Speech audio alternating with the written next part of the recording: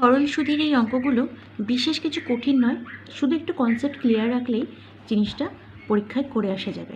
তো এখানে যে সরল সুদের অঙ্কটা আছে যে বার্ষিক 10% হারে 4000 টাকার 2 বছরের সরল সুদ কত, এই অঙ্কটা খুবই সহজ।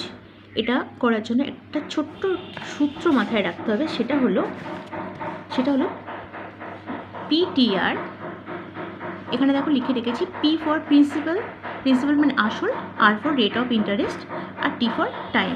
তো এখানে সুদের ক্ষেত্রে যখন সুদ নির্ণয় করার ব্যাপার থাকে তখন সুদের ক্ষেত্রে কী হবে, লিখতে হবে PTR বাই 100, এইটুকু সূত্র, PTR বাই 100, এইটুকু মাথায় রাখলে এই অঙ্ক পরীক্ষা হলে করে আসতে পারবে। যেমন দেখো বার্ষিক 10% হারে, তাই তো, তাহলে এখানে আসল কত, এখানে আছে আসল 4000, আমরা সেটা লিখে ফেলি 4000। আচ্ছা, তারপর টাইম কত বলা হয়েছে, টাইম বলা হয়েছে 2 বছরের জন্য, লিখলাম।